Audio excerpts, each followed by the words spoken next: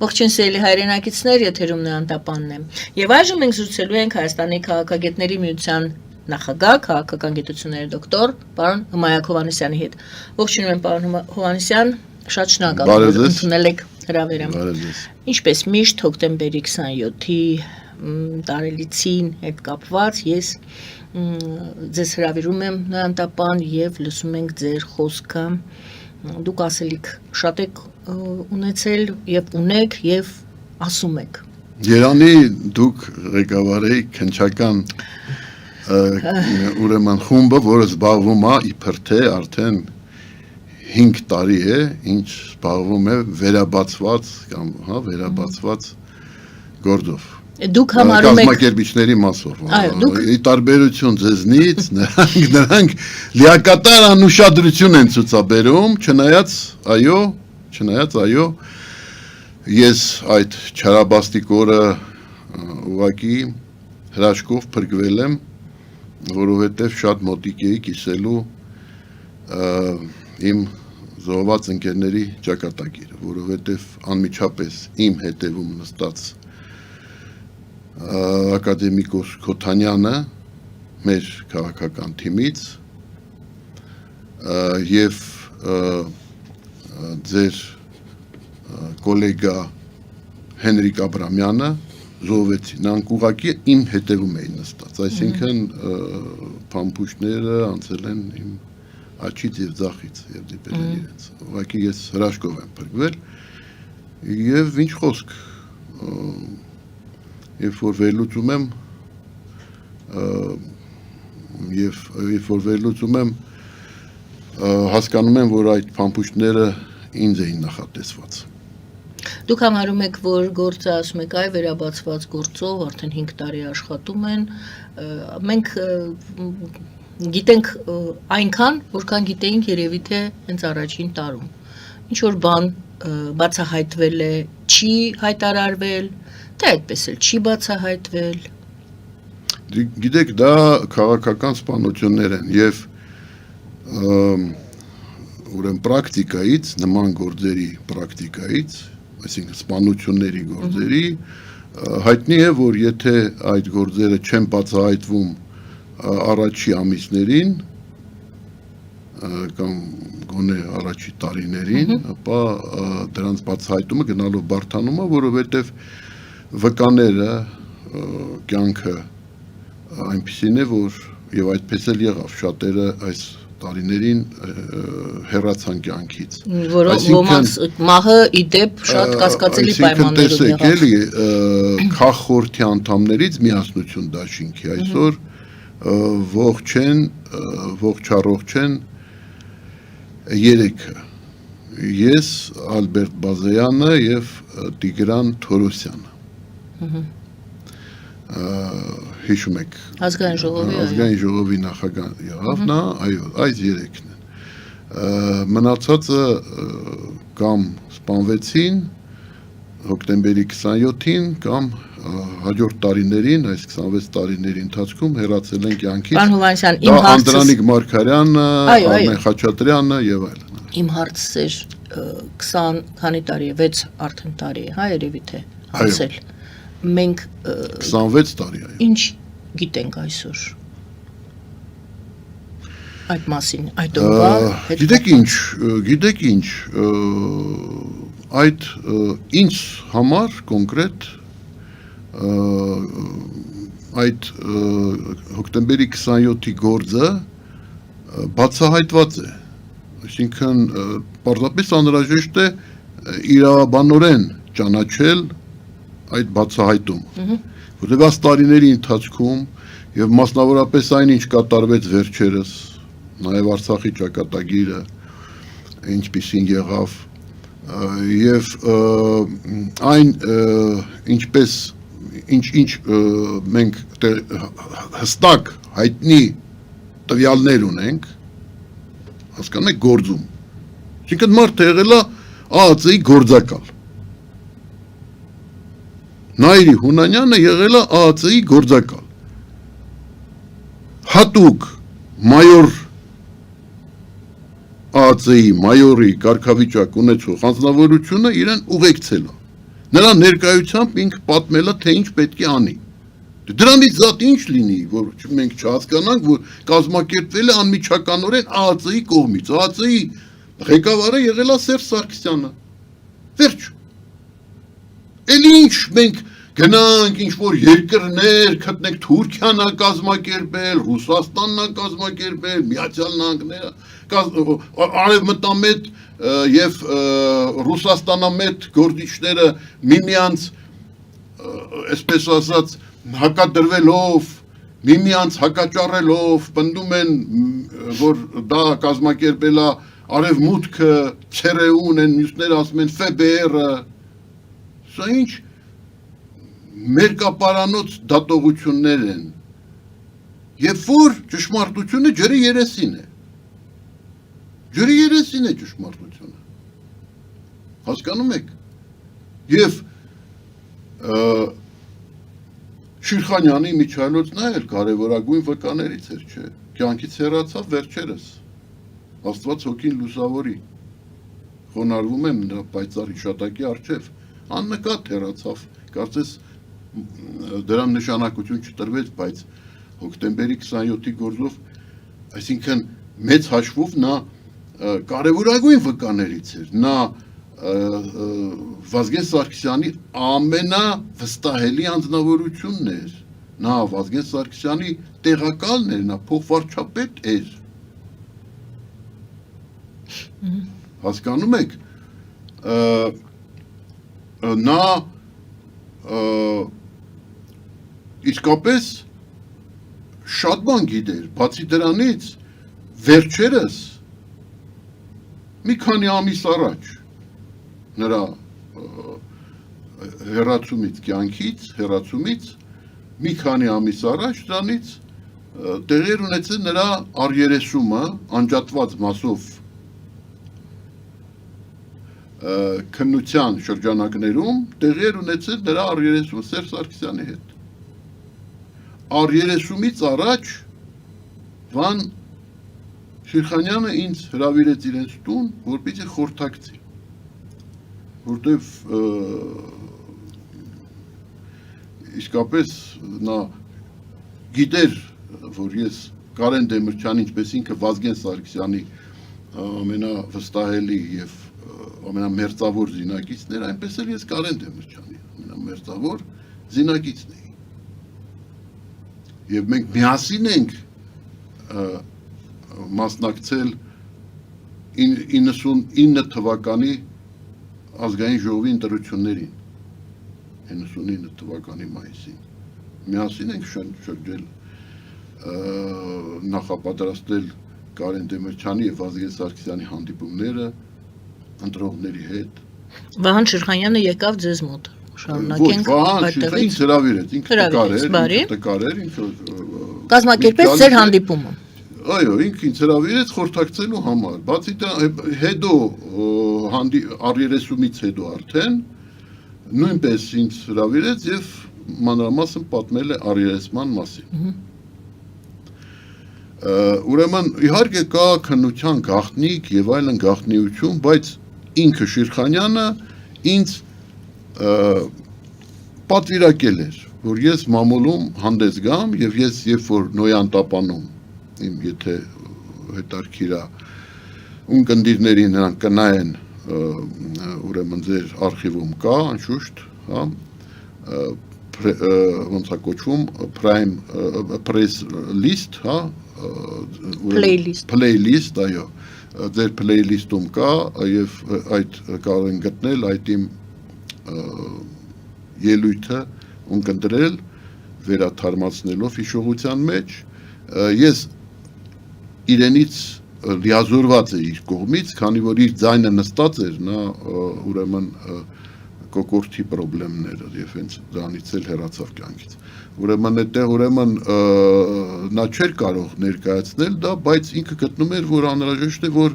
հանրությունը իմանա, նաեւ մարդը զգում էր ուրեմն այն, որ իրեն երկար չի մնացել այս աշխարհում։ Եվ դրա համար ինքը ուզում էր, որպեսզի մարդիկ իմանան, ինքը ինձ պատմել Ինչ է է, ես էլ իմանում։ ներկայացրեցի, որ ինքը պարզապես մատնացույց արել դեմ դիմաց նստելով Սերժ Սարգսյանի առաջ, մատնացույց արել նրան եւ ասել է դու ես կազմակերպիչը։ Ես ինչ ենք մենք, ես ինչ ես քննությունը դες դեն ընկել, դու ես կազմակերպիչը, դու գիտեիր, որ քեզ մենք հեռացնելու էինք բոլոր պաշտոններից, դա որոշված հարց էր։ Մենք որպես ժողովրդի քվեին առանցած քաղաքական թիմ իսկապես որոշում ունենք Սերժ Սարգսյանին հեռացնել։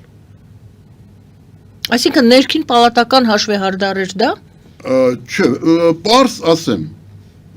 ասեմ ինչ էր դա։ Դա հետևյալն էր։ Ուրեմն, գիտեք ինչ, երբ որ երկրի նախագահ ասում է եւ երկրի այսպես անվտանգության պատասխանատուն ԱԱԾ-ի ղեկավարը ասում են, որ երկրում նախագահը դարել է անգլիական թագուհի։ Դա բարձրաձայն են ասում։ Հասկանում եք, բարձրաձայն քննարկվում է մամուլում, բանում եւ այլն այդ թեման, որ ահա երկրի նախագահը դարել է անգլիական թագուհի։ Մյուս կողմից աշխարհի ուժային կենտրոնները ակնկալում են, որ Արցախյան հիմնահարցը շուտապույտ լուծում կստանա։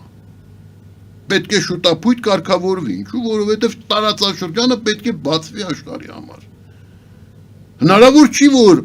միջազգային հանրություն կոչվածը, բայց իրականում, որտեղ այդ որ ասում են միջազգային հանրություն, քողարկում են իրական իրավիճակը։ Այն է, որ միջազգային հանրության անունից խոսում են հիմնական ուժային կենտրոնները։ Որոնք են, հասկանալի է որոնք են, Արևմուտքը, Ռուսաստանը։ Արևմուտքը ո՞րն է։ Արևմուտքը, համախմբված Արևմուտքը, այն ժամանակ համախմբված Արևմուտք էր։ Հիմա է Տրամպի ժամանակ առաջացել են տարաձայնություններ որոշակի եւ լուրջ, բայց Բայդենի օրոք եւ մինչ այդ այս ամբողջ տարիների ընթացքում խոսքը պետք է գնար միասնական Արևմուտքի մասին, համախմբված Արևմուտքի մասին։ Եվ պատահական չի, որ այդ օրերին Ստրոբ Թելբոտը եկել էր Հայաստան, այսինքն ակնկալիք կար, որ պետք է այդ հարցը շուտապույտ կարգավորվի, կարգավորվի։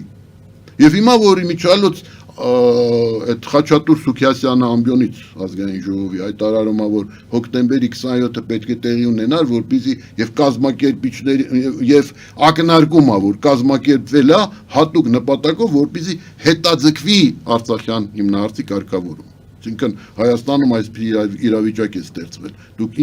ինչպես եք ճնշում եւ նա զուգահեռ անցկացրեց նաեւ ուրեմն Խաչիկը զուգահեռ անցկացրեց ուրեմն 16 թվականի 18 ՊՊՑ-ի ՊՊՑ-ի գնդի իրավիճակի հետ, երբ որ այդ իրավիճակը հնարավորություն տվեց 2 տարով հետաձգել, ոչ թե 4 տարով հետաձգել, 4 տարով 16 թիվ 4 տարով հետաձգել հանգուցալուծումը, Արցախյան հիմնահարցի հանգուցալուծում։ Եվ միշտ նման դեպքերում, երբ որ դուք պատկերացրեք ինչա կատարվում, երբ որ ուժային կենտրոններին ասում են, որ Հայաստանում տիրում է երկիշխանություն, նախագահան դարել է անգլիական թագուհի, ի վիճակի չի տիրապետել հարցերին, ուստի որևէ ակնկալիք Արցախյան հիմնահարցի կարգավորման գործում պետք է չունենալ։ Սա էր, չէ՞։ Հիմա այս ուժային կենտրոնները, այն որ դա կազմակերպել է ԱԱԾ-ն եւ անձամբ Սերժ Սարգսյանը կասկած չի հարուցում։ Հասկանում եք, 6 աչք տեսել են դա։ Վահան Շիրխանյան, Ջանգիրյան եւ ուրեմն Քոչարյան, թե ինչպես Գորիկ Հակոբյանը հենց 27-ին անմիջապես այդ օրը թևի տակ դրած հենց 27-ի օրը թևի տակ դրած Նայիրի Հունանյանի գործը եկել է Կարեն Դեմիրճյանի կաբինետ, որտեղ այդ ժամանակ արդեն ներկա էր Ռոբերտ Քոչարյան։ Եվ դրա այդ գործը գրկած բերել է, այդ 6 աչքով տեսել են այդ գործը, չէ։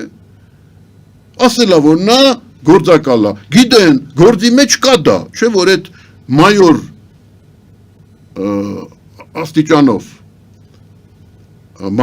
աստիճանով ԱԱԾ-ի աշխատակիցը ուղեկցում էր Նայիրի Հունանյանին։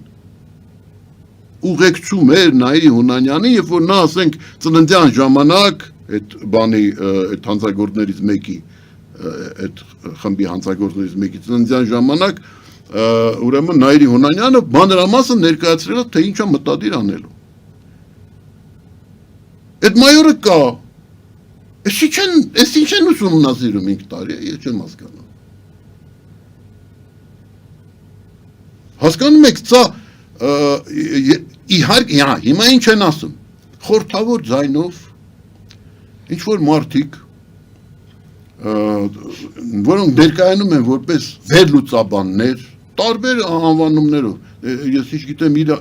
իրավիճակային վերլուծաբան, ճգնաժամային վերլուծաբան, ես ինչ վերլուծաբան, ուրեմն, մեկը խորհրդավոր տոնով ասում է, դե ասում է, ուրեմն արևմուտքն է կազմակերպել։ Այն մյուսը խորհրդավոր տոնով ասում է իմիջիալուց դրան շարքում է նաև Արամ Զավենի Սարգսյանը, որ Ռուսաստանն է կազմակերպել։ Ուրեմն որևէ երկրում ոչ ՑՌԵ-ում, ոչ ՖՍԲ-ն, որևէ երկրում նման բան երբևէ չեն կազմակերպել։ Դա էլ ձեր կարծիքն է, ճիշտ է։ Չեն կազմակերպել։ Այդպիսի բան չկա, եղել է Սադամ Հուսեյնի գործը, այդպիսի բան մանավանդ, որ այստեղ երբ որ նայում ես, հիմա եկեք նայենք շահերը, Ռուսաստան, ուրեմն Ռուսաստանը շահագրգռված էր, որպեսզի այստեղ ստեղծվի քաոսային իրավիճակ։ Հարց է առաջանում։ Ռուսաստանը շահագրգռված էր, որպեսզի Կարեն Դեմիրճյանի եւ Վազգեն Սարգսյանին, ովքեր դեմ էին Մեղրիի փոխանակման տարբերակին, դեմ էին, որպեսզի նրանք ասպարեզից հեռացվեն եւ ճանապարհ բացվի Գոբլի ծրագրի իրականացման համար։ Չէ, ժամանակ այդ ծրագիրն էր։ Այդ մեր օրերում Վլադիմիր Պուտինը փորձեց թամբել այդ ծրագիրը, Իրանով անել, ժողովրդական լեզվով ասած։ Եթե ես չեմ կարողանում մի ինչ-որ բան կանխել, ուրեմն պետք է փորձեմ այդ ինչ-որ բանը առաջնորդել կամ վերահսկել։ Այդ սկզբունքով։ Բայց այն ժամանակ այլ իրավիճակ էր եւ մենք տեսանք, չէ, զարգացումը ինչ եղավ հոկտեմբերի 27-ից հետո, Քիվեստ եղավ, որտեղ կողմերը շատ մոտ էին այս նույն իրավիճակին հասնելուն, բայց առանց Արցախի կորստի եւ Արցախի հայաթափության, շատ մոտ էին, կանգնած Քիվեստում, բայց դա ամերիկյան ծրագիր էր, ուրեմն ինչ, Ռուսաստանը որոշեց ասպարեզից հեռացնել Կարեն Դեմիրճյանին եւ Վազգեն Սարգսյանին, որպեսզի Քիվեստի ճանապարհը բացի, իսկ Քիվեստում մի մազաչափ էր մնում, որ գային արդյունքի, հասնեին արդյունքի կողմերը։ Մյուս կողմից Միացյալ Նահանգներին ձեռնտու էր, որպեսզի ստեղծվի քաոսային իրավիճակ Ստամբուլյան գագաթաժողովից առաջ։ Ստամբուլյան գագաթաժողովը, չէ, ՀՀԿ-ի տեղի ունեցավ դեկտեմբեր ամսին 99 թվականին, չէ, նախատեսված էր։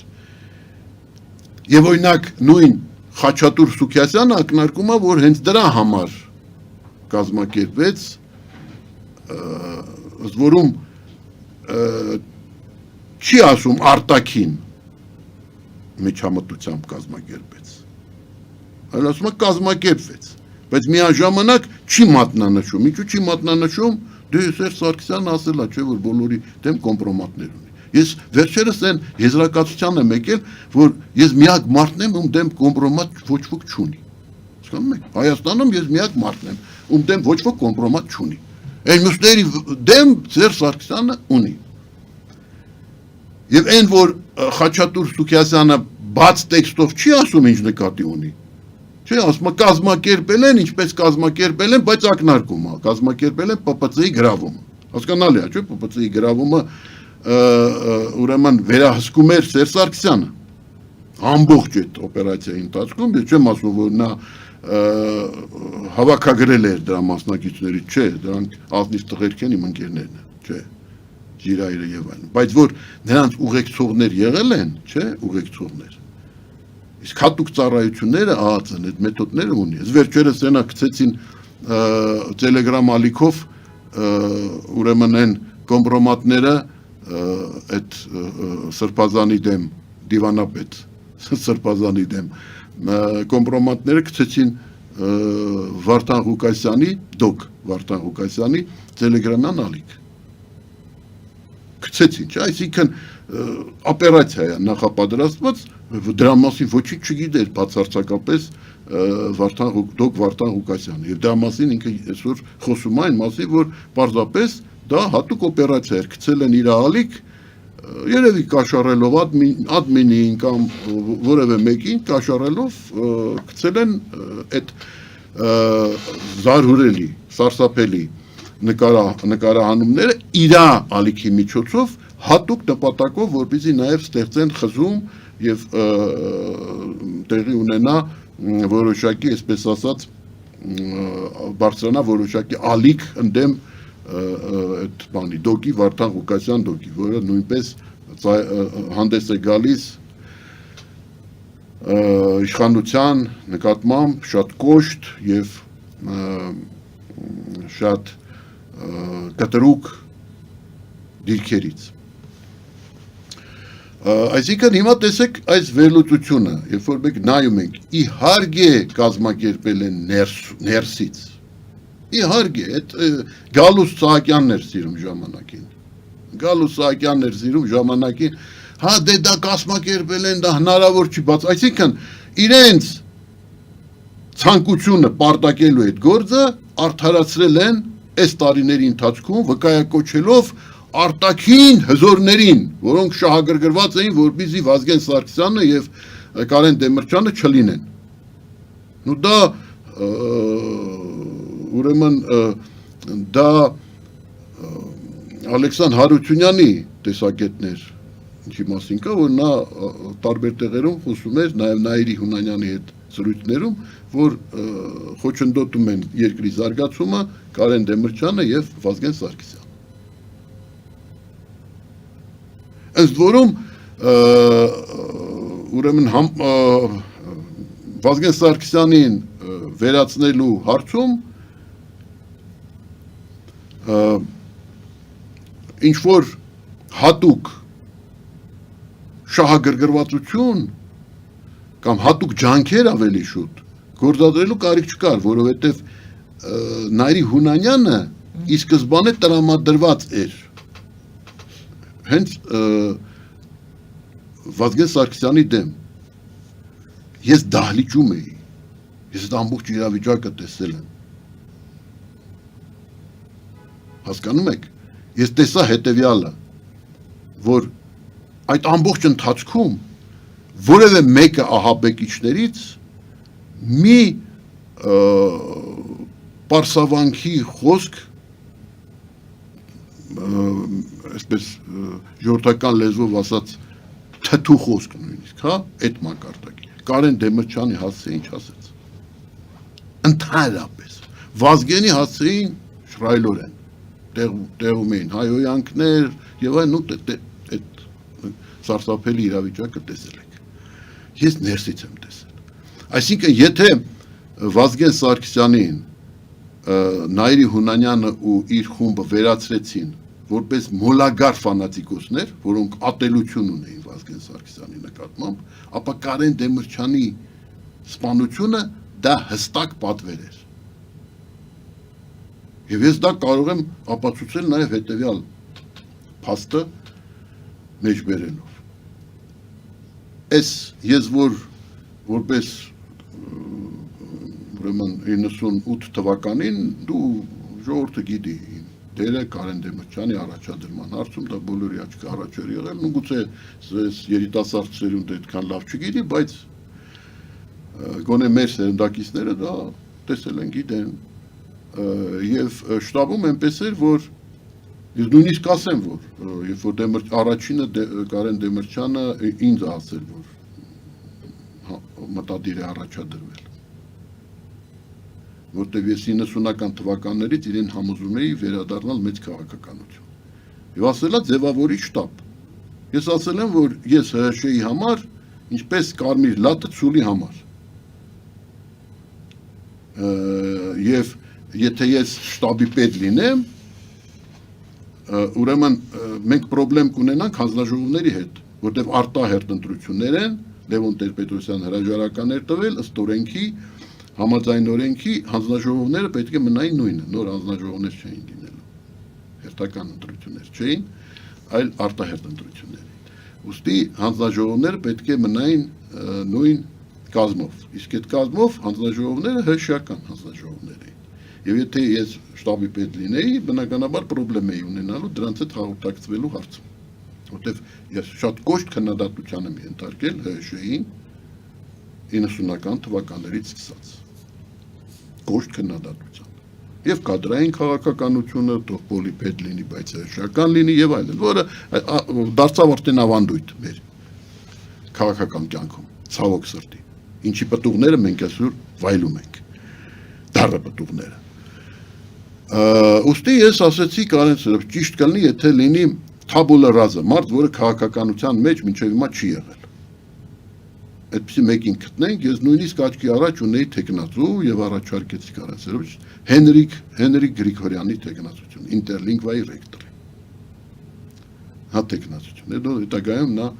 միասնություն դաշինքի կազմում մասնակցում էր ազգային ժողովի աշխատանքներին։ Ես նրան առաջարկեցի, բայց հետո երբ որ նրա հետ խոսեցի, տեսա, որ նա վախկոտություն է ցուցաբերում եւ հակված էի չասելու Կարեն Սերոբյանի դրա մասին, բայց հետո ինքը ասեց, որ կա մի տեխնացու, որին ներկայացրել է Ֆադեյ Տաճատիչը, Սարգսյան, որը նույնպես դասախոս է, քաղաքականության մեջ չի եղել, պրոռեկտորնային բանի այդ Աճարյան ինստիտուտի եւ ասեցի շատ լավ է։ Ես էլ որովհետեւ տեսա, որ Հենրիկ Գրիգորյան ակադեմիական ոճի գիտնական լինելով քաղաքագետների միության վարչության անդամ է։ Այնքան էլ հակված չի, իսկ Արմեն Խաչատրյանը ուներ կուսակցական աշխատանքի փորձ նաև անցյալում։ Քաղաքոմում է եղել, որտեղ այ մի խոսքով եւ ինքը քաղաքականության մեջ չի եղել, շատ կոմունիկաբել անձնավորություններ, կոմունիկացիոն, այսինքն հաղորդակից շփվող, հաղորդակից լինող եւ այլն։ Եվ դրա համար ես ասեցի կտած տարբերակ։ Եվ այսպես է եղել։ Ես ինչու եմ դրա մասին պատմում, որովհետեւ այս մթնոլորտը որպեսզի դուք տեսնեք եւ իմանաք այն, որ իսկապես այն ժամանակ գաղափարախոսական հարցերով շտաբի, որպես շտաբի անդամ ես էի զբաղվում եւ մի օր ինձ ասեցին, որ ինչ որ մեկը եկել է ուզում է ընդունվի աշխատանքի։ Այն առաջի օրերին շտաբի ձևավորման։ Ես ասեցի ով է, ինչ է, բա ասма ուզում է լրատվական, շտաբի լրատվական բաժնում աշխատի։ Ասեցի էլ դուրս գամ տեսնեմ ով է։ Դուրս եկա տեսա։ Ինչու եք սա հիշեցնում։ Դուրս եկա տեսա Նայիրի Հունանյանը։ Ահա, Նայիրի Հունանյան եք տեսել։ Նայիրի Հունանյանը դիմում է ինձ, բա դե ասեցին, որ դու այստեղ զբաղվում ես շտաբի անդամ եւ այլն։ Ես նրան ճանաչում եի, որտեղ նա 90-ական թվականներին Դաշնակցության խմբակցության տեխնիկական քարտուղարն էր եւ մասնակցում էր ազգային ժողովի որպես տեխնիկական մասի մասնակից սպասարկող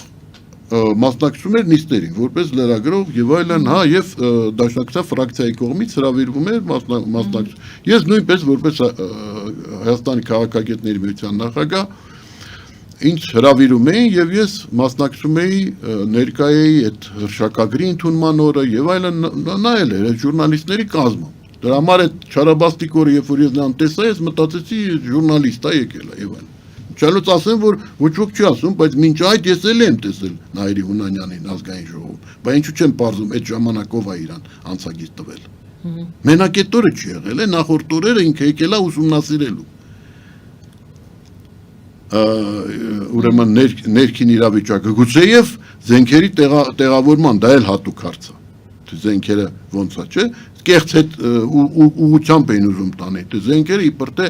զուգարանում է տեղադրել։ Գիտեք ինչու էին այդ վարկածը առաջ քաշում, որ զենքերը ինքը նախորոք բերելա զուգարանի ինչ որ բանի անտրիսոլի տակ այնտեղ տեղավորել է այդ զենքերը։ Գիտեք ինչ էին ասում, որպեսզի հեռացնեն շատ հեռացնեն հասարակական կարծիքը, հեռացնեն այն վարկածից, որ այդ զենքերը նախորոք տեղավորված են եղել պատգամավորների սեյֆերում, որոշ պատգամավորների սեյֆերում, այն որ նա ներսում նրանց գիտությամբ։ Իհարկե, միակ տեղը, որտեղ հնարավոր էր այդ զենքերը տեղավորել ապահով, դա պատգամավորների սեյֆերն էին։ Ինչու, որովհետև հավաքարարը ես պատգամավոր եղել եմ ոչ մեկ անգամ, ես գիտեմ, չէ՞ դա, ուրեմն այդ սեյֆերը պատգամավորի միայն պատգամավորը ուներ բալանին այդ սեյֆի։ Դա իր անձնական սեյֆն էր։ Այսպես մեծ սեյֆ է։ Եվ այդտեղ հնարավոր է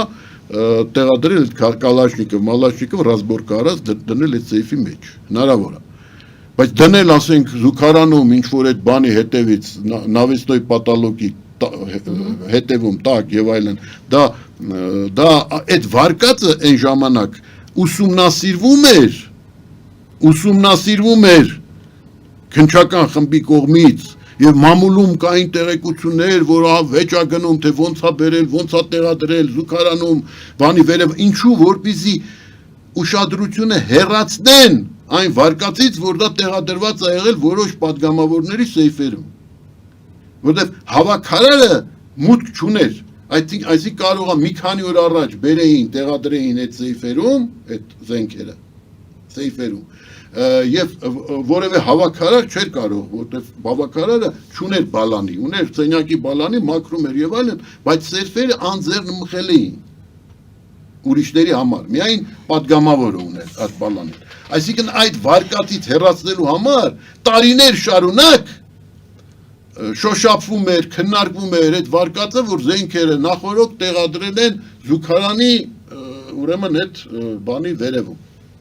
Եվ եկել են, մտել են զուգարան, այնտեղ զենքերը վերցրել են, գնացել են, մտել են դահլիճ։ Ֆելիչե ժամանակակից ատամնաբուժական կլինիկա։ Այստեղ հարմարավետությունն ու խնամքն առաջնային են։ Այստեղ կիրառվում են ատամնաբուժական ամենաժամանակակից տեխնոլոգիաներ, ճշգրիտ ախտորոշում, արդյունավետ բուժում, նուրբ փորձառություն եւ անհատական մոտեցում։ Սկսած սովորական մանրուքներից մինչև առաջադեմ ընթացակարգեր, այստեղ դուք գտնվում եք բարձր որակավորում ունեցող եւ փորձառու ատամնաբուժական մասնագետների ձեռքերում։ Մեր բարեկամական եւ հյուրընկալ անձնակազմն այստեղ է յուրաքանչյուր այցը հաճելի դարձնելու համար։ Ֆելիչե, ձեր առողջ եւ ամենաերջանիկ շպիտը սկսվում է այստեղից։ Եկեք եւ բացահայտեք նորարարության փորձագիտության եւ կարեկցանքի կատարյալ համադրությունը։ Երևան շիփինգ,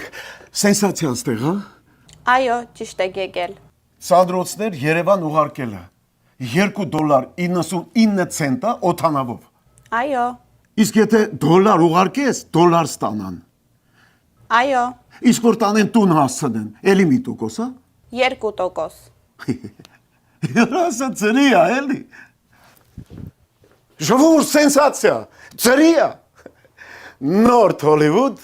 Գլենդել։ Ջաքփաթ հագուստի խանութը երկրորդ մասնաճյուղն է բացել Գլենդելի սրտում, որտեղ կարող եք ձեռք բերել եվրոպական եւ ամերիկյան ընտիր հագուստեղեն, կոշկեղեն, աքսեսուարներ, պայուսակներ ամենահարմար արժեքներով։ Նաեւ կարող եք ցանկացած ապրանք պատվիրել եւ ձեռք բերել կարճ ժամանակում։ Ջաքփաթի Գլենդելի հասցեն է 1135 North Pacific Avenue, հեռախոս 818 813 2252։ Ջաքփաթ հագուստի լավագույն կենտրոնը Գլենդելում։ 60-ից ավելի ճանաչված եվրոպական բրենդների ինքնատիպ, չկրկնվող եւ մատչելի ընտրանին Fortuna Home and Country House խանութ սրահում։ Նորավոճ սպասք եւ կահույք հորեկա բնագավառի համար, տեքստիլ, տնտեսական ապրանքներ, ամեն ինչ գեղեցիկ կյանքի համար։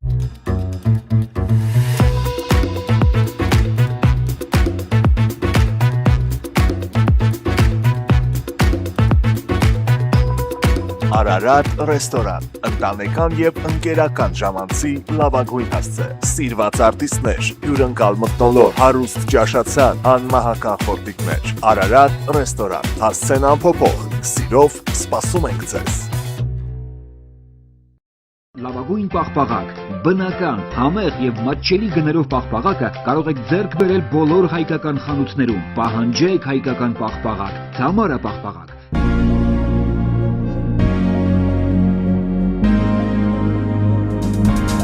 Տպագրեք ձեր գիրքը Նոյան տապան տպագրատանը, ինչպես նաև թերթեր, ամսագրեր, բուկլետներ եւ այլն։ Հասցեն քաղաք Երևան, Իսահակյան 28 առաջին հարկ։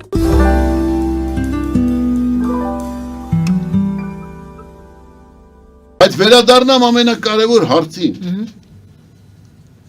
որ այդ աշխարհաքաղաքական շահագրգռվածությունների հարցին։ Աշխարհաքաղաքական շահագրգռվածությունը եղել է մի հարցում, որպեսզի Հայաստանում ստեղծվի միաբևեռ իշխանություն, որը ընդունակ կլինի շուտապույտ լուծելու Ղարաբաղյան հարցը, որտեղ բոլոր ուժային կենտրոնները միահամուռ էին այն հարցում, որ պետք է ժամ շուտ, օր շուտ, ամիս շուտ, տարի շուտ լուծվի այս հարցը եւ տարածաշրջանը բացվի։ Ով պետք է հանդուրժեր, որ այդ Աղդամի նման հարուստ երկրամասի սևահողերը օգտագործվեն որպես արոտավայրեր կամ հասկանում եք այդ ով պետք է դա հանդուրժեր։ Այսինքն տեսեք Իլխամ Ալիևը որ եկավ առաջի հերթին, առաջի քայլերը որ նա արեց, պետք է նրան արժանի մատուցել, իսկապես խելացի ղեկավար է։ Ես ուղղակի նախանձով եմ ասում,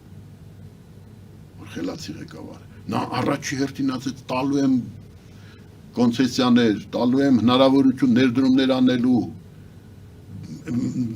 մտցնելու եմ շրջանառության մեջ, այսօր էլ նա, որ ոչ թե հայերիս համար է անում, որ մեծահոգի է, չէ,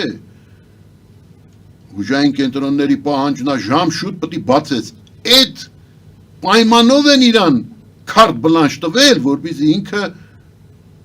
պատերազմի եւ պատերազմի միջոցով լուծի Արցախյան հիմնահարցը իր օգտին։ Այդ պայմանով են նրան քարտ բլանշ տվել։ Իսկ այն ժամանակ 27-ին այստեղ վայնասուն էին դրել այս մեր հանցագործ մամուլում,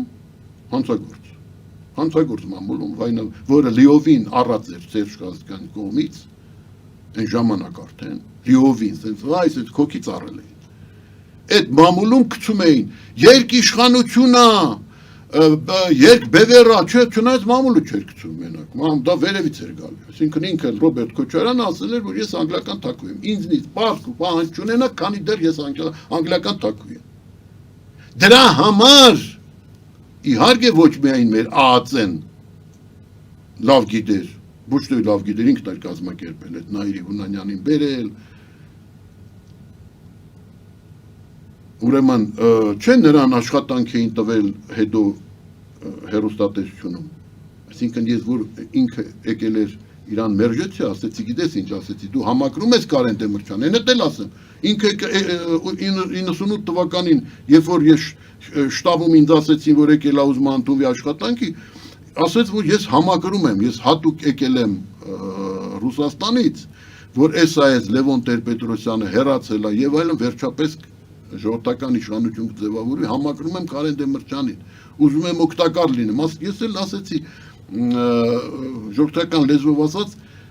ջրեցի հարցը, այսինքն ասեցի դու ճիշտ կանես, որտեվ գիտեի, որ ինքը ամբարիշտ է, իր բնավորությամբ խառնվածքով դա հայտնի է շատերին, ովքեր այն ժամանակ նաև խորհրդարանում լինում էին գերագույն խորհրդի օրոք։ Ուրեմն ես ասեցի դու քվեարկի քո քաղաքացիական պարտք է, թե իրավունք ունես, եթե քաղաքացի ես, քվեարկի դու լավա որ պաշտպանում ես, ճիշտ ես անում, ճիշտ ուղու վրա ես, բայց մենք քեզ համապատասխան տեղ չունենք, որտեղ արդեն կազմը համալրված է, իսկ դու այն մակարդակի լրագրող ես, որ մի քիչ փորձեցի այդ ձևով իրան մխիթարել, բայց հետո ինքը աշխատանքի էր ընդունվել հմեկում, ինքը ինչ-որ աշխատանքի էր ընդունվել, հետո հանեցի, մի խոսքով իրա հետ աշխատել են, ինքը արդեն հիմա այդ ժամանակ ԱԱԾ-ն փորձում էր ներդնել իրան մեր շտաբ, հատուկ նպատակով, ես դա կանխեցի, թե ուրեմն թե այլ ուրեմն թե իսկապես գուցե ինքը իսկապես բայց փաստը մնում է փաստ, որ Նայիրի Հունանյանը այդ օրը եւ ընդհանրապես Կարեն Դեմիրճյանի հասցեին որևէ բացասական գնահատական չի տվել, ոչ այդ օրը, այդ Չարաբաստիկ օրը, ոչ Այսպես թե այնպես Կարեն Դեմիրճյանի վրա կրակել են, նա մահացել է։ Բայց Կարեն Դեմիրճյանը հիմա հարց է առաջանում, լավ, ուրեմն հիմա ես գնահատականը այդ իրավիճակի տամ, չէ՞։ Ուրեմն Վազգեն Սարգսյանին վերածրել են որպես մոլագարներ, ֆանատիկոսներ, ունենալով ընդգծված ատելություն նրանցի նկատմամբ, եւ նա ամեն տեղ էր դա ասում, որ պետք է գնամ եւ այլն Վազգեն Սարգսյանին վերացնեմ։ Դեմիրճյանի հասցեին չէր ասում, որտեղ նստելա չի ասել տենց բան, ասելա Վազգեն Սարգսյանի։ Հետո էլ փորձում էր ապացուցել, որ պատահական է, բայց մենք գիտենք վերահսկիչ կրակոցով է սպանել։ Այսինքն, եթե Վազգեն Սարգսյանին սպանել է այդ հանցագործը նպատակային, Կարեն Դեմիրճյանին ոչ նպատակային, պարզապես կողքից, հա։ Ոչ, այդ չեմ ասում, որպես մոլագար, ֆանատիկոս, ոմանք ասում են Ռոբին Հուդ, չէ, որը ես համարում եմ ուղղակի սրբապղծություն, որտեղ Վազգեն Սարգսյանը մեծություն էր եւ սպարապետ էր եւ բայց որպես մոլագար, ֆանատիկոս, այ ոնց որ սպանել են Ջոն Լենոնին, տարբեր դեպքեր, ոնց որ կրակել են Ռոմի Պապի վրա, ուրեմն այդ Ագաջան, այդ կարգի սպանություն, այսինքն ինքնադրթումով,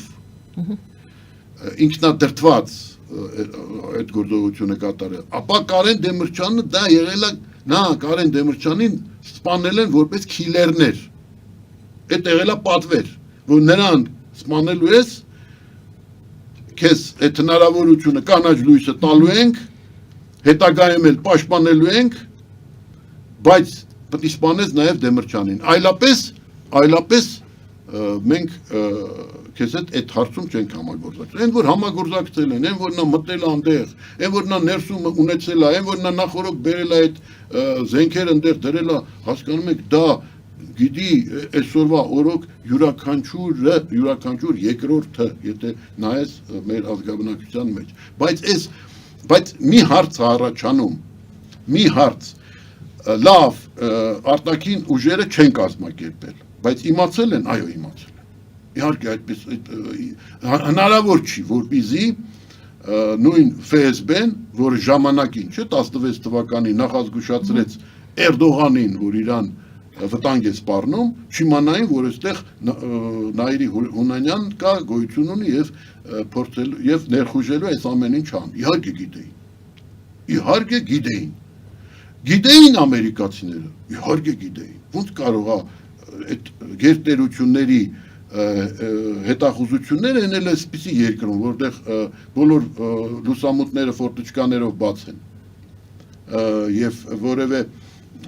եւ բացի դրանից դա հասկանում եք դա այնքան բացահայտ էր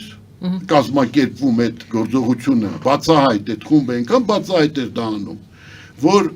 հատուկ ծառայությունները համենայն դեպս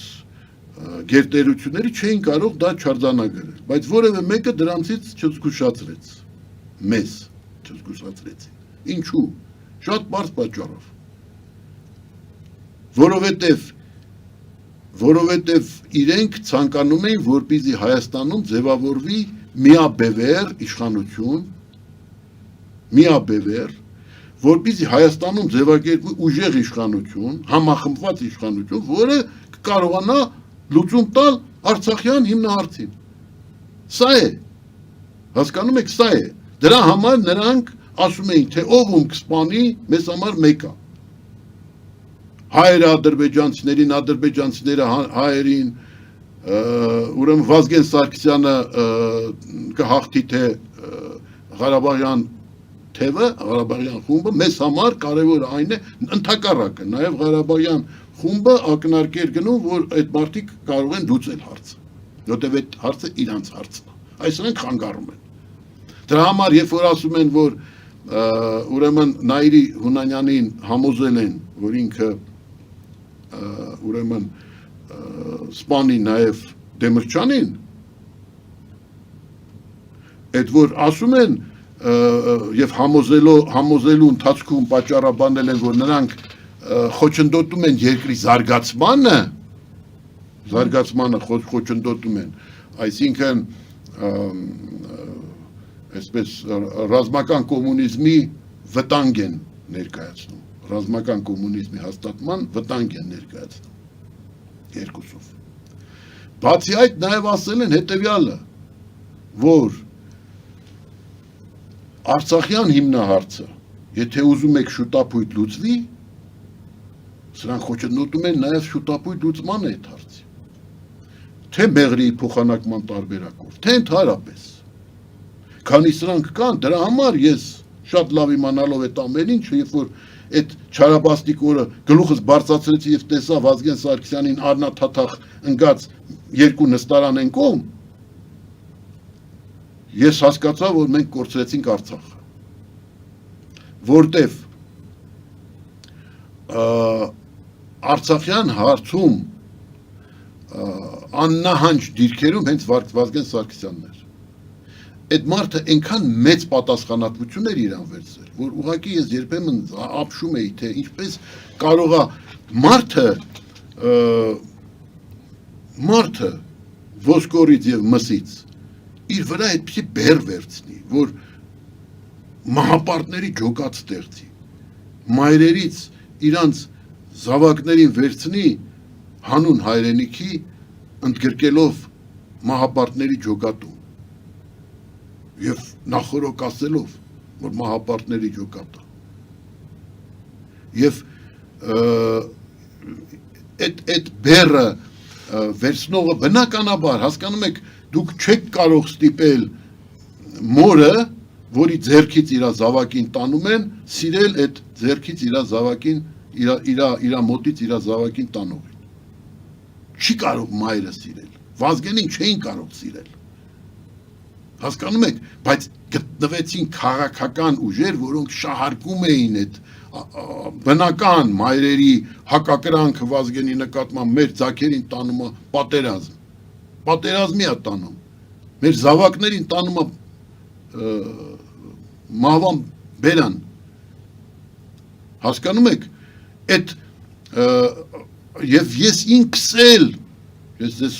անկեղծ եմ ասում, ինքս էլ ինձ եմ մեղադրում, Վազգենի հիշատակի առջև, ինձ եմ մեղադրում, որ ես նույնպես անվստահությամբ էի վերաբերվում Վազգենին, հասկանում եք, մենք միացել էինք, բայց երբ որ նա ինչ-որ առաջարկություններ էր անում, ինձ արել է շատ լուրջ, ես անընդհատ կասկածում էի, որ այն օրինակ ասում էր, այդ մանդատը քեզ ինչի է պետք, դու արի ինձ գլխավոր խորհրդական ազգային ռազմավարության մշակման վարչություն ստեղծեմ,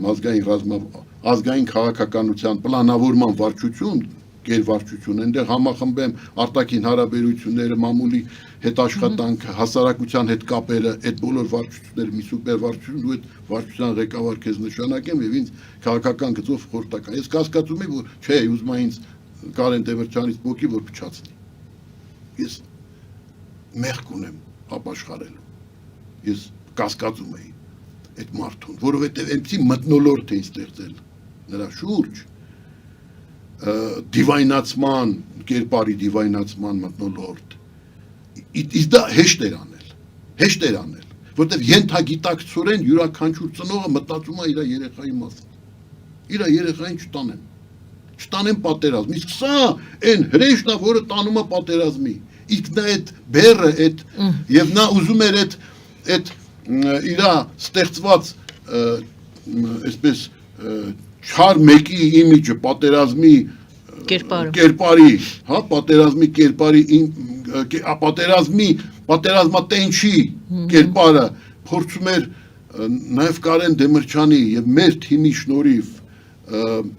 մեղմել, ընկալելի դարձնել, ինքը իսկապես դա ծանր էր, դա գիտակցված ճանապարհ էր, դա նա անում էր հանուն հայրենիքի, հանուն երկրի, հանուն հայրենիքի, նա գիտեր, որ դրա հետևանքը լինելու է այն, որ իրան ատելու են, բայց ինքը գնում էր դրան, որ իրան չեն սիրելու, որ իրան անիծելու են, բայց ինքը գնում էր դրան, հանուն հաղթանակի, հանուն նրա որպեսզի հանուն, որովհետև իմանալով, որ մեր երկրի համար տարածքը կենսական նշանակություն ունեցող հարց է, հասկանում եք, հսկա երկրները Չինաստան, Ճապոնիա եւ մի փոքրիկ տարածքի համար են պայքարում, Պակիստան, Հնդկաստան եւ հսկա երկրներ։ Իսկ սա ինքը հասկանում էր ինչ բան է մեզ համար, ինչ նշանակություն ունի կենսական տարածքը։ Դա հայրենիք է, դա հող է, այդ մարդը ինքը հողից էր ծերված, ինքը այս երկրից ծերված էր։ Վազգենը չնաշխարհիկ կերպար է։ Վազգենը եւ մարդիկ Վազգենը հասկանում եք այդ բոլոր հայրենասերներին, որ հավաքես միացնես իրար, մի հատ Վազգեն չես ստանա։ Վազգենը այդ մարդն էր։ Եվ դրա համար ես գլուխս թեքելով երբ որ տեսա նրան առնատատող եւ այդ րոպե ես հասկացա, այս Արցախը վերջացավ, որտեղ այս մարդն էր, որ իսկապես այն իրավիճակում ով էր իրականում զսպում Լևոնի եւ ՀՀՇ-ի, ով էր զսպում ՀՀՇ-ի ձգտումները, չէ, մի վերջո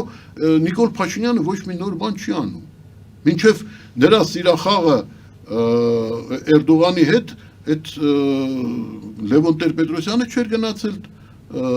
Տուրգուտ Օզալի թաղմանը, չէր շփվում Թանսյու Չիլերի հետ եւ կամուրջներ չէր փորձում գցել եւ դա ոչ մի նոր բան այդ առումով չի անում, բայց Լևոն Տեր-Պետրոսյանի եւ ՀՀՇ-ի այդ ձգտումները ժամշուտ ձերբազատվել Արցախի հարցից, իսկ այդ ձգտումները կային, մենք գիտենք, տեսել ենք, դրա համար ես էի քննադատել ՀՀՇ-ին եւ ՀՀՇ-ն այդ ձգտումները ուներ իշխանության գալուց հետո Վազգեն Սարգսյանի հայտնի մամուլի ասուլիցը միջալետ ռուսերենով Ղարաբաղ принадлежит Ադրբեջանու եղել է դա երբ որ նա ուրեմն Վազգեն Մանուկյանը այսինքն Վազգեն Մանուկյանը արտակարգ լիազորություններով վարչապետ էր այսինքն այդ ձգտումը իշխանության գալուց հետո ժամ շուտ ազատվել եւ դա հայտնի էր դրա կողմնակիցներ Ժիրայր Լիպարիտյանը օրինակ Բայց ինչու տևեց այդքան ժամանակ Ժիրայր Լիպարիտյանը Ինչու տևեց ինչու այդքան ժամանակ տևեց 20 տարի շատ հետաքրքիր հարց ուրեմն Ղարաբաղյան խումբը որպեսզի արդարացնի իր դերակատարությունը իշխող դերակատարությունը Երևանում պետք է ամեն կերպ ձգել այդ հարցը որովհետև քանի այդ հարցը լուծված չէր պահպանում են իշխանությունը արդարացված էր Ղարաբաղյան խմբի իշխանությունը ազգաբնակչության աչքերում, ժողովրդի աչքերում Արցախի հիմնահարցը համար առաջի խնդիրն է մեզ համար եւ քանի որ այն լուծված չի մենք պետք է հաշտվենք այն իրավիճակի հետ որ փոքրամասնությունը իշխում է մեծամասնության վրա երկար դա չէր կարող տևել եւ իրանք հրաշալի դա գիտեին հիմարներ չեն ի վերջո Ռոբերտ Քոչարյանը եւ Սերժ Սարգսյանը հիմար չեն։ Հիմարներ չեն։ Նրանք շատ լավ գիտեին, որ փոքրամասնությունը չի կարող երկար անընդհատ իշխել։ Միաժամանակ կարող են չի հաշվին։ Միայն այդ հարցի։ Տեսակ ինչ եղավ Ալավինների հետ։ Փոքրամասնություն էին։ Մահմեդական էին, արաբ ժողովուրդ էին, բայց խումբ էին։ Ես կասեի Փոքրամասնություն ասելով Ղարաբաղյան թիմը նկատի ունեք։ Ով էր փոքրամասնությունը։ Փոքրամասնություն հասկանում եք, ով ստեղծեց այս իրավիճակը։ Որ իրավիճակը։ Ղարաբաղցի, հայաստանցի, Նիկ Ապարան, ինչա Նիկ Ապարան, հայրենակցական միություն երկրի ներսում, եղբայր երկրի ներսում ինչ հայրենակցական միություն։ Նիկ Ապարանը ինչ էր Աղվան Հովսեփյանի ստեղծած։ Նիկ Ապարան։ Այս Տաշիրն ինչ է։ Գլխավոր դատախազ։ Չէ, այս Տաշիրն ինչ է։ Տաշիր արենան Երևանի կենտրոնում ինչ է։ Տաշիր, Մոսկվայում համերգ են, Տաշիր, եղբայր, Հայաստան չկա է։ Վերադառնանք փոքրամասնությունը ով էր այդ դեպքում։ Ուրեմն այս ջլատումը, այս տարածաշրջանային սկզբունքով դա բաժանիր որ տիրեց, այսինքն իրանք Ղարաբաղյան խումբը, այսինքն Արցախից Երևան տեղափոխված արցախահայերը, որոնք ուրեմն գործում էին Զորի Բալայանի Հովանու ներքո, Պոլիտբյուրոն այդ խմբի Զորի Բալայանի բնակարանն էր, հավաքվում էին եւ հարցեր էին լուծում։ Այդ Պոլիտբյուրո գոյությունը, ոչ պաշտոնական։ Այս իրավիճակը եղել է, չէ՞, սա եղել է եւ սա մեր ժողովուրդը, մենք բոլորս, այդ թվում դուք արդարացնում եք նրանով, որ Արցախյան հիմնահարցը լուծված չի։ Երբ որ Արցախյան հիմնահարցը լուծվեր, հարց կառաջանար, էլ Սերժ Սարգսյանը ինչ անում Հայաստանի Հանրապետությունում։ Արկադի Ղուկասյանը, Ժիրայր Պողոսյանը, այն մյուսը, չէ, բոլոր վարչապետերը 26 տարիների ընթացքում։ Արցախի հարց էին լուծում, այսպես ասած։ Բոլոր վարչապետները նախկին Արցախի բոլորը տեղափոխվել են Երևան քաղաք։ Բոլորը, այսինքն այդ դուք ինչի հարց չեք տալիս, ինչու ազգաբնակչությունը Արցախի 30 տարվա մեջ, 94 թվականից սկսած, կամ 26 տարվա մեջ, չավելացավ, 26 տարվա մեջ չավելացավ, ինչու չավելացավ։ Պարոն Հովհաննիսյան, Արցախը հաղթել էր պատերազմը։ Հասկանալի, մի ուրիշ հարց, իրենք իրենց ոտքով եկան, թե Հայաստանից գնացին, իրենց խնդրեցին, որպեսզի նրանք գան։ Ոչ, այդ ուրեմն իրավիճակը այսպիսին էր։ Գիտեք ժամանակին Կարեն Սերոբչին ինչ էր ասում։ Այդ հիշեցի չմոռանամ պատմեմ։ Ժամանակն է դուրս եկել արդեն։ Գիտեք ինձ ինչ էր ասում։ Այս հարցին էլ պատասխանեք։ Ասում էր, ես որ կենտկոմի առաջի քարտուղար, ինձ կիսվում էր ինձ այդ պատմում էր։ Երևի նաև նկատի ուներ, որ հետագայում ես այդ ամենի մասին կասեմ եւ պարտավոր եմ պատմելու։ Ասում էր, ես որ առաջի քարտուղար էի կենտկոմի, հրանգել էի, որպեսզի բոլոր Արցախի երիտասարդներին, Ղարաբաղցիներին, Ղարաբաղի առանց մրցույթի ընդունեն բուհեր։ Բոլորին, ով որ դիմի ընդունեն, հրավիրում էինք ընդունեն սովորեն, բայց պայմանով, որ հետո պիտի գնան այնտեղ։ Այսինքն սա նպատակ էր դրված։ Ասում էր, ես իմ պաշտոնավարության ժամանակաշրջանում հատուկ մտածել եմ դրա մասին, որպեսզի Արցախը չհայաթափվի։ Դրա համար բոլոր բուհերում ասել էի, որ Ղարաբաղցիներին ընդունեք առաջնահերթ կարգով, բայց պայմանով, որ ավարտելուց հետո պետք է վերադառնան եւ ծառայեն Արցախին, լինեն Արցախում, պահեն Արցախի հողը։ Այս եղել է։ Եվ ինչ մենք ստացանք, հիմա մենք խոսում ենք, գիտեք ինչ, ինձ համար ծանր է խոսել ամեն 27-ի առիթով, թե ինչու չի բացահայտվել 27, ինչու չեն պատժվել, գիտեք, դա կարծես հատուկ են ստեղծել այս իրավիճակը, որ մենք չխոսենք այն մասին, թե ինչ անկատար ծրագրեր մենք մնացին, ինչ ծրագրեր ունենք, ինչ ծրագրեր մնացին անկատար, չխոսենք այն մասին, թե ինչ տեղի ունեցավ երկրի հետ, Հասկանում եք, մենք այսօր այդ կարծես մենք պետք է դադարենք վերաբերվել որպես զոհերի։ Պետք է ուրեմն պատասխանատվություն կրեն բոլորը, ովքեր կազմակերպել են, ովքեր մասնակցել են, ովքեր աջակցել են այդ խմբին, ովքեր կազմակերպել են սա, պետք է արդարադատություն տեղի ունենա, ի վերջո, եւ դրանով իսկ մենք արդեն դադարենք վերաբերվել նրանց որպես զոհերի, նրանք զոհեր չեն։ Նրանք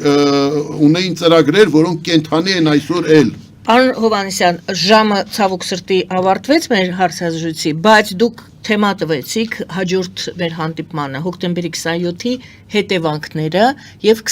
հոկտեմբերի 27-ով խափանվածը, հա երևի դա նկատի ունեիք, որ ասում եք մենք չենք խոսում այն մասին, թե ինչ ծրագրեր կային, որոնք այո, մենք ուրեմն կհանդիպենք մոտակա շրջանում, տեղի ունեցավ։ Մենք կհանդիպենք մոտակա շրջանում, ես այս ձևակերպումը վերցրեցի եւ մենք կխոսենք Նաև շատ հարցեր մնացին դեռ, որ ես նախապատրաստել էի այս հարցազրույցի ժամանակ, բայց դուք հետաքրքիր մանրամասներ ներկայացրեցիք, ուստի ես չէի ձեզ խանգարում, որպեսզի հնարավորություն տայի հնչեին այդ նորությունները, եթե ոմանց համար դրանք նորություն էին, եւ կանդրադառնանք իմ հարցին, թե դուք ասում եք Ղարաբաղյան թիմը եկավ, ես հարցրեցի իրենց ոտքով եկան, թե իրենց հրավիրեցին Հայաստան եւ հաջորդիվ ձեր նշած հարցը հոկտեմբերի 27-ի հետևանքները եւ անկատար մնացած ծրագրերը գուցե այդ ծրագրերը ինչ որ ձևով շարունակվել են, եղել են, իրականացվել են։ Ասեմ, որ իհարկե Լևոն Տեր-Պետրոսյանն Դուք արդեն սկսում եք պատասխանել։ Քոչարյանին վարչապետ նշանակելը այլ հարց է, հրավիրելը այլ հարց է։ Ես հարցնում եմ, հրավիրել են, թե նրանք իրենց ոտքով են նախաձեռնությամբ են եկել, ասել եկեք, մենք լինենք վարչապետ Հայաստանի։ Դե հարց է, որ ես Արցախի վերնախավի տեղափոխումը Հայաստան Վերնախավի տեղափոխությունը Հայաստան տեղի է ունեցել 99 թվականից հետո Այո 99 թվականի հոկտեմբերի 27-ի հետևանքը եղավ այն, որ դրանից հետո տեղի ունեցավ այնտեղ Արցախը թուլացնելու գործընթաց Այսինքն այդ մարդիկ ովքեր կանգնած են մարդիկ տեսնում են, չէ, շարքային մարդիկ սովորական, որ բոլոր նախկին վարչապետները Արցախը դարձել են խոպան։ Բոլոր նախկին վարչապետները ավարտելուց հետո պաշտոնավարությունը, պաշտոնյաները իրենց պաշտոնավարությունը ավարտելուց հետո տեղափոխվում էին այստեղ կամ այստեղ գնում էին բիզնես կենտրոն, Բակո Սահակյանը բիզնես կենտրոն ունի։ Ես Ռոբերտ Քոչարյան, Սերժ Սարգսյանի հարցն էի տալիս։ Չէ, բոլորը նորից եմ ասում։ Վերնախավը տնավորվում էր Երևանում նախորոք, դա չէր կարող վրիպել արցախցիների աչքից, մենք փոքր ժողովուրդ ենք, որ տեսնում են, որ վերնախավը տնավորվում է Երևանում, տնավորվում է Հայաստանում, իրանք էլ են գալի, դրա համար Արցախի ազգաբնակչությունը 26 տարվա մեջ չավելացավ, երկրորդ համաշխարհային պատերազմից հետո մենք 300,000 հերոս ենք տվել, զոհ ենք տվել, չէ, բայց 26 տարի հետո ինչքան էր ազգաբնակչությունը, չէ, ավելացել 3 անգամ ավելացավ, 3 անգամ, այսինքն այսօր Արցախում մենք պետք է ունենայինք 300,000 մարդ, հայ, ոչ թե 100,000, 150,000, այլ 300,000, մենք պետք է այնտեղ ունենայինք 300,000 բնակիչ, որպեսզի իսկապես համադրելի լիներ այն ողբերգությունը, որը տեղի ունեցավ, այն ողբերգության հետ, որ տեղի ունեցավ Գազայում օրինակ, չէ։ Պարոն Հովհաննիսյան, այսպիսով մենք եկեք ավարտենք ձեր Բայց այդ ուղղությամբ ով պիտի մտածեր։ Մենք հենց այս կետից կշարունակենք մեր զրույցը, որովհետև կարծում եմ հարցը տարողունակ է եւ ձեր մեկնաբանությունների կարիքը կա։ Շնորհակալ եմ այսօրվա զրույցին։ Շնորհակալություն ձեզ էլ։ Շնորհակալություն սիրելի հայրենակիցներ, Հայաստանի քաղաքագետների միության նախագահ, քաղաքական գիտությունների դոկտոր Հմայակ Հովհաննիսյանի հետ ենք զրուցում, զրուցվար մեր Գայանե Արաքելյանը, բարին ընձեզ։